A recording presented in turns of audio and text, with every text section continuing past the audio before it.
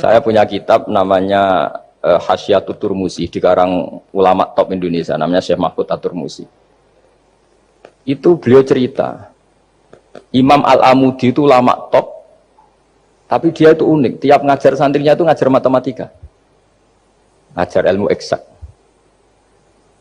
Terus ditanya, sampai muridnya itu ragu, ini guruku masuk surga enggak, ini kiai kok hanya ngajar matematika. Ya kira-kira ngajar, ya seperti mahasiswa jenengan kan, ini rektor masuk surga enggak, ngomong teknik terus gitu loh.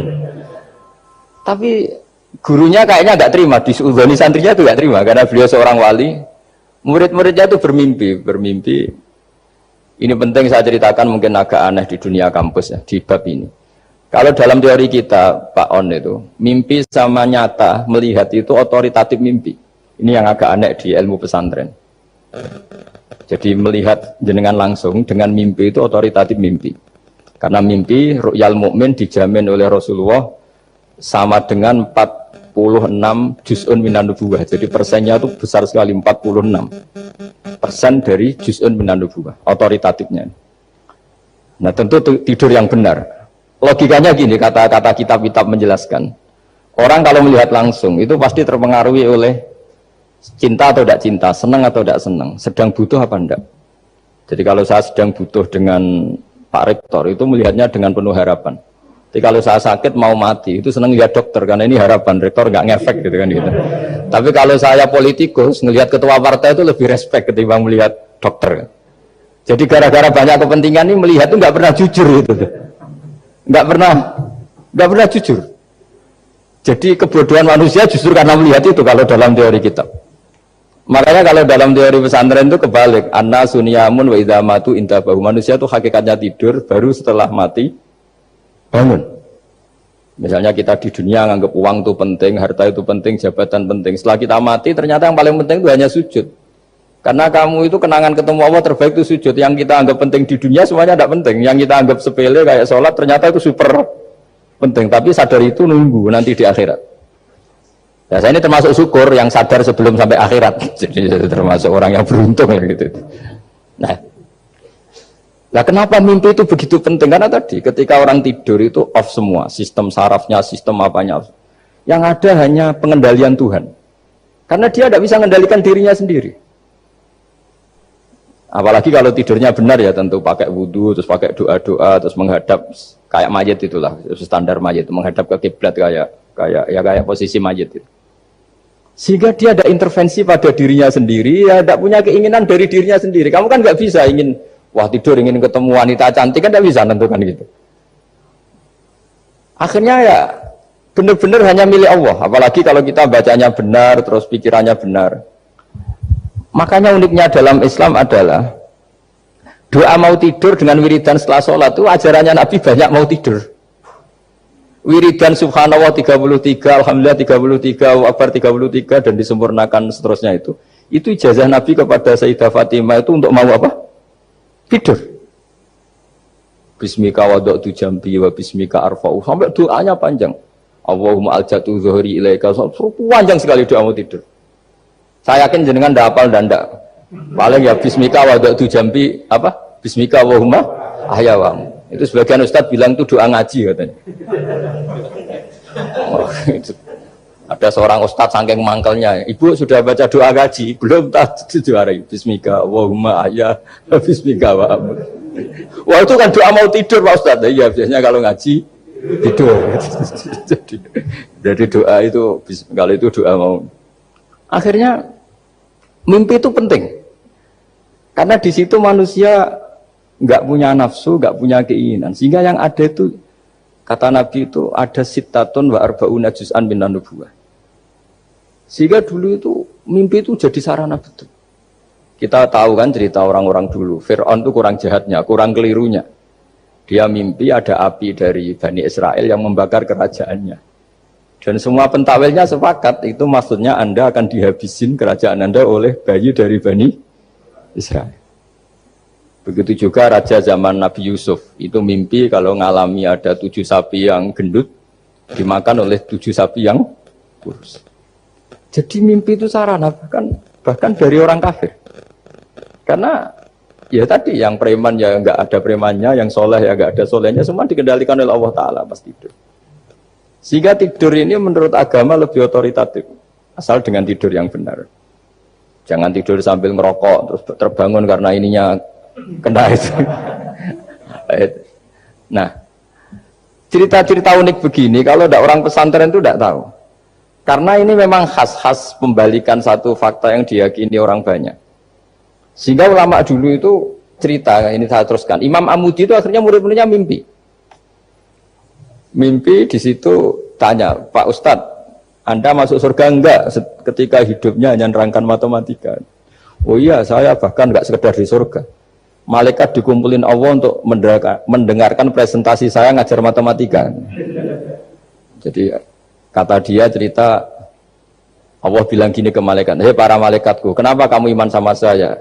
Ya karena saya melihat engkau ya Allah, melihat kekuasaan engkau. Tapi imannya orang ini itu melebihi iman kamu. Wah ya tidak bisa saya melihat engkau langsung, ini tidak melihat engkau langsung. Kenapa begitu yakin seperti yakin kita? Oh iya. Terus Imam Amudi, silahkan ajari matematika. Imam Amudi mulai ngajari matematika. Terus beliau ngajari ya sederhana. Angka 2, 3 sampai ribuan sampai jutaan itu bin nisbat ilal wahid nisbatun wahidah, yaitu nisbatul far'i ilal asli. Hanya ngajar itu dok. Dunia ini apapun banyaknya variannya, apapun banyak makhluknya, itu semuanya adalah nisbatul far'i ilal asli. Angka 2 ya cabangnya 1, 1 juta ya cabangnya 1, semua itu dimulai dari 1. Jadi di mana-mana hitungan itu dimulai dari 1. Dan 1 ini harus ada, yaitu Tuhan. Matematika akhirnya malaikat, wah keren juga maksudnya. Keren juga maksudnya. Akhirnya Allah bilang, dan itu didawuhkan juga oleh Rasulullah SAW, tuba liman amana bi walam yaroni. Yang hebat itu imannya orang yang enggak melihat saya. Makanya masyhur itu malaikat ditanya Allah, siapa imannya yang paling kuat? Ya kita, karena melihat engkau langsung ya Allah. Para nabi. Terus tapi yang dari sekian pertanyaan itu jawab sama, yang paling ajaib adalah umat-umat Muhammad di akhir zaman, nggak menangi nabinya, juga nggak pernah lihat surga neraka, tapi iman sama saya. Dan mereka punya cara untuk imannya itu berkualitas sama dengan kamu para malaikat. Ya diantaranya dengan cara logika tadi yang saya utarakan tadi. Am khuliqu min ghairi syai'in am humul khaliqun. Kalau alam raya ini wujud, maka penyebabnya harus sesuatu yang wujud. Masa sesuatu yang nggak wujud menyebabkan yang wujud. Kalau angka 10 ada, 1 juta ada, pasti dimulai angka 1. Makanya nisbatus naini wal arba'ah ila ma la nihayatalaha, itu semuanya nisbatul far'i ilal asli. Semua angka berapapun jumlahnya itu binisbat ilal wahid adalah nisbatul far'i ilal asli. Itu cara-cara, makanya tadi kajian ilmu itu tidak ada habis-habis. Makanya perasaan saya itu kemungkinan orang Islam jadi ateis itu kecil, Pak Fatullah. Saya punya kitab, ini saya ulang lagi, kitab calon wali. Kenapa saya sering cerita wali? Kalau di kampus itu kan orang inginnya ya jadi dekan, jadi rektor, atau jadi menteri lah kira-kira gitu. Kalau di pesantren orang itu cita-citanya satu, ingin jadi wali. Ya supaya majelis ini barokah, saya tidak perlu cerita dunia kampus. Kalau cerita kan corong jongu ya segoro lah. Bongso keinginan gitu kan tidak selera saya, juga ada dunia saya. Supaya sampai dapat ilmu ya saya cerita dunia. Itu kitab, saya punya kitab calon wali lah kira-kira, atau wali sudah wali top, namanya kitab Tasbihul Fuad, karangannya Sayyid Abdul Al-Haddad. Itu beliau cerita, di antara ceritanya itu unik, kata beliau begini, saya itu tidak khawatir orang Islam jadi murtad, apalagi jadi ateis, karena kalimat la ilaha illallah itu sahlatun qoribah, kalimat yang mudah sekali. Sehingga saya tidak khawatir orang Islam yang ketemu orang ateis, ketemu orang macam-macam, asal diajari kalimat ini secara benar. Terus beliau cerita, yang saya takut tuh mereka masalah perempuan dan harta. Kalau iman kayaknya enggak. Singkat cerita, yaitu di kitab seperti itu. Singkat cerita, saya ketemu banyak orang yang kuliah di McGill atau kuliah di Amerika, di Jerman, mungkin di Norwegia, di mana-mana, di Australia, dan ketemu teman-teman yang di Korea Selatan juga. Mereka itu orang kebanyakan yang nyuwun sewu enggak keluarga kiai, tapi mereka enggak ada yang enggak tetap iman. Ketika saya tanya, kenapa Anda tetap iman? Padahal ada beberapa negara yang lebih stabil, lebih makmur dibanding negara yang mengklaim sebagai negara Islam. Itu cara berpikir ya sederhana. Enggak lah Gus, kayaknya kok Tuhan kok ada tanggal lahirnya? Enggak lah, kayaknya yang namanya Tuhan tuh ya awal lah. Masa pencipta langit bumi dituhani orang yang lahirnya di bumi, kayak enggak lah kayaknya. Jadi ya berpikir jelas. Padahal ya kurang ajarnya Masya Allah. Anak ini ya dugem ya macam-macam, tapi kalau ditanya disuruh yang lain enggak mau dia. Enggak lah, kayaknya yang benar tetap Islam. Karena kalimat ini, yaitu tadi eksistensi Tuhan, tadi eksistensi Allah itu, la ilaha illallah itu kalimatun sahlah, kalimatun qoribah, kalimah yang begitu mudah difahami. Kenapa mudah difahami? Misalnya kita ngaji, Tuhan itu siapa? Yang menciptakan langit dan bumi. Dengan misalnya perbandingan, Tuhan itu siapa? Yang lahir di bumi tahun sekian. Enak mana cara kita menerima itu? Kan keren yang menciptakan langit dan bumi. Tuhan itu siapa? Yang ada sebelum langit dan bumi. Dengan misalnya Tuhan adalah yang lahir di bumi. Keren mana aja. Nah, bayangkan kalau kita punya Tuhan Fir'aun. Sudah mati jadi tontonan kan, terus wah gak keren maksudnya punya Tuhan kok seperti itu. Nah ini yang katanya Syekh Abdul Haddad, kalimat ini sahlatun qoribah. Sehingga kalimat ini pula yang kita dilatih, la ilaha illallah kalimatu haqqin 'alaiha nahya wa 'alaiha namut wa 'alaiha nub'ats atau wa biha nub'ats insyaallah taala minal aminin. Nah, saya sebetulnya tadi datang itu tidak ingin menjelaskan ini, tapi tadi kata Pak Fathul Wahid, ilmu itu kalau dikaji tambah hari tambah mudah, karena perangkat untuk menemukan bulan itu misalnya nggak rata itu gampang sekali. Pakai teori pemandangan ya bisa, pakai teori gambar juga bisa. Kalau teori pemandangan tadi, kalau kita bisa melihat mobil 2 meter masih kelihatan 2 meter, itu dengan jarak berapa masih orisinil seperti itu. Tambah jauh, tambah tidak kelihatan, tambah jauh, tambah. Nah ternyata setelah 5 kilo misalnya tidak kelihatan, berarti untuk jumlah 2 meter hilang per 5 kilo. Nah berarti kalau bulan masih kelihatan segitu, berarti jarak kita dan bulan kira-kira sekian ribu kilo. Itu bisa dihitung, itu tanpa teknologi. Makanya sebetulnya teknologi itu nyumbang itu nggak sampai 30%. Yang paling banyak ya sains tadi, pengetahuan itu yang kayak tadi orang menemukan pesawat, itu kontribusi terbesar tetap pengetahuan. Misalnya pesawat dari bahan ini kalau kecepatan sekian kena angin pecah enggak?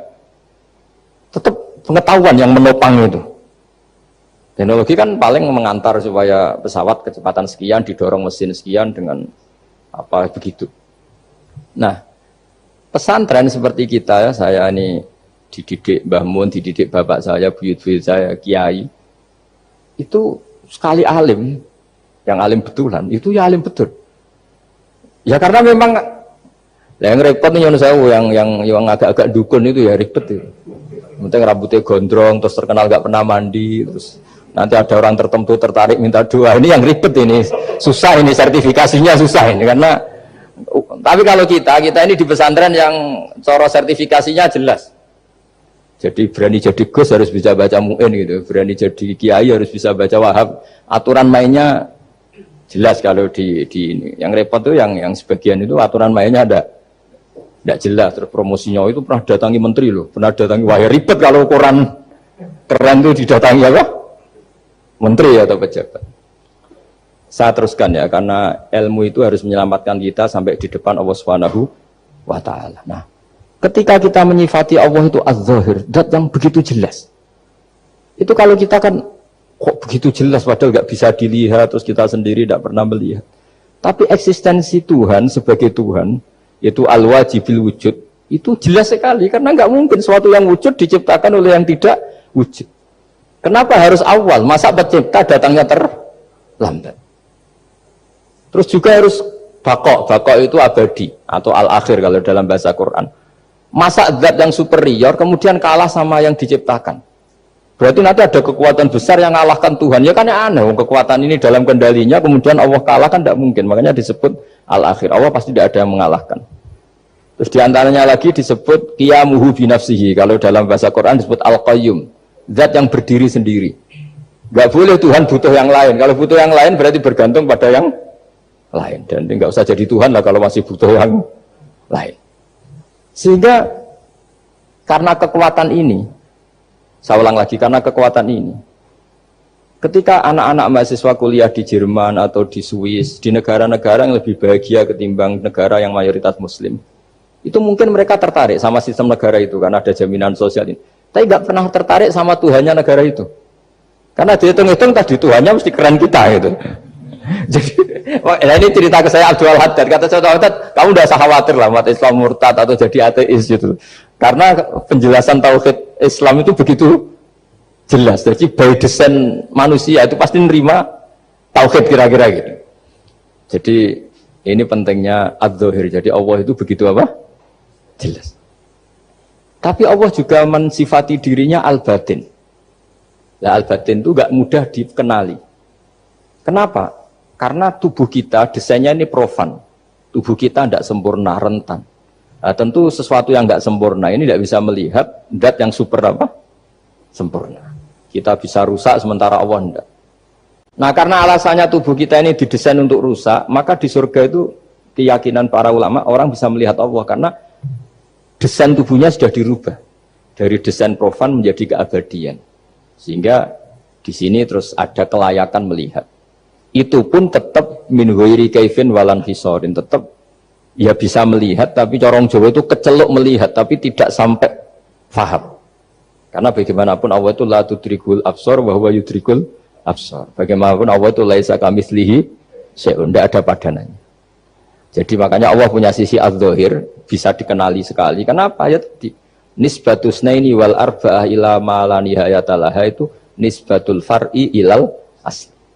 Saya punya kitab Pak Fathul Wahid, diajar Mbah Mun dulu, kitab Al-Husunul Hamidiyah. Itu yang ngarang itu ya kayak kelihatan ngawur, tapi ngawurnya orang alim. Jadi di situ ada gambar, gambarnya itu nggak jelas. Mungkin pengarangnya juga nggak bisa gambar kayaknya. Wah bulat, benang bulat ada, gambar gunung ada, gambar yang tambah ngawur ya banyak sekali. Gambarnya itu nggak ada yang jelas. Tapi dari nggak jelas itu beliau bilang gini, gambar yang bulat ini, yang nggak jelas ini, tetap kamu punya rumus kan? Itu dimulai dari satu titik. Mau gambar gedung tingkat 5, mau gambar hutan ada harimaunya, tetap dimulai dari satu titik.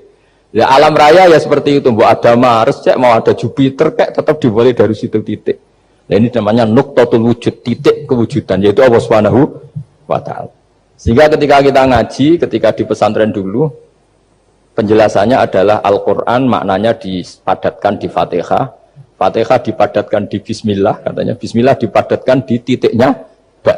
Nah titik ba ini dianggap titik awal wujud, bi kana makana wa bi yakunu mayakun. Kira-kira Allah mentitahkan karena saya semuanya yang ada, dan karena saya yang mau ada bisa saya adakan. Nah, itu sirinya lah. Jadi menerangkan tauhid itu pakai gambar. Gambarnya keliru sekali lah kalau dalam orang seni mesti lihat gak seni itu. Karena dia gak butuh gambarnya, butuh mau menjelaskan buat dunia sebanyak ini, buat alam raya sebanyak ini tetap dimulai dari satu titik.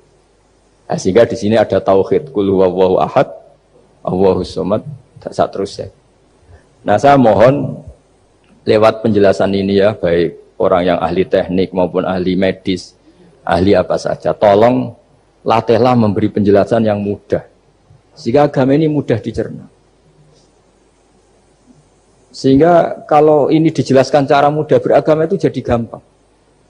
Makanya ciri utama agamanya orang-orang baik itu satu. Man radiya billahi robba. Radiya itu senang banget. Kenapa senang banget? Karena memang agama ini nyaman, indah. Jadi datang dengan kebenaran yang mudah dicerna. Coba kalau agama ini datang dengan cara misalnya gini. Kamu harus menuhankan ini. Dan kita tahu itu lahirnya di bumi. Kan ada yang ganjel. Kok Tuhan sama buminya dulu, buminya ini gimana ini? Kan pusing. Bu Anda profesor nggak bisa jawab itu. Tapi kalau Tuhan itu adalah yang ada sebelum langit dan bumi kan, ya iyalah masa Tuhan terlambat datangnya kan, terus enak itu menerimanya itu. Makanya diantara kekalahan Fir'aun berdebat, ya Nabi Musa ya Nabi lah, juga proses ya. Nabi Musa ketika ditanya Fir'aun, wa ma rabbul alamin, Tuhan kamu itu siapa? Jawabnya Nabi Musa, rabbus samawati wal ardi, yang menuhani langit dan bumi. Itu Fir'aun masih bisa ngeles. Saya jalan-jalan kemana-mana, yang dituhankan saya, berarti yang Tuhan ya saya dong. Ma'alim tulakum min ilahin apa? Ghairi, kata Fir'aun. Soal Tuhan kamu di langit, begini kata Fir'aun. Haman dipanggil, Haman bikinkan piramida yang paling tinggi, saya ingin melihat Tuhannya Musa. Musa bingung kan? Padahal kalau naik piramida nanti Fir'aun pun tidak bisa melihat Allah kan? Wong yang Nabi yang kiai aja nggak bisa melihat, apalagi Fir'aun. Padahal celakanya ketika dia tidak melihat Allah, dia akan mengatakan Allah itu tidak ada, ribet kan? Itu penjelasan tentang Tuhan yang sebetulnya sudah absolut lah. Rabbus samawati wal ardi, Tuhannya langit dan bumi. Tapi itu nggak ngefek, di perdebatan nggak ngefek. Yang ngefek adalah ketika Musa bilang gini, Rabbukum wa rabbu abaikumul awwalin. Sing nuhani buyutem. Wah kaget pengawal-pengawalnya langsung do iman meskipun secara siron, secara rahasia. Iya, nah, Quran pangeran berarti buyutnya rada pangeran. Kan pangerannya putune, berarti buyutnya wah ribet kan? Ya kalau Fir'aun Tuhan, bapaknya tambah Tuhan kan, mbahnya, buyutnya. Akhirnya kata pengawal Fir'aun, geblek tenan Fir'aun. Artinya apa? Kadang argumentasi yang sudah benar, yaitu Tuhannya langit dan bumi kan ya benar lah. Tapi itu tidak ngefek di perdebatan, tidak ngefek. Yang ngefek adalah ketika Rabbukum wa rabbu abaikumul awwalin, yang nuhani nenek moyang kamu. Orang mulai mikir kalau Fir'aun itu Tuhan, lalu nenek moyangnya Tuhannya siapa? Jadi ini seninya, makanya diantara syarat Nabi, jadi Nabi itu sidik, amanat, tabligh, fatwa.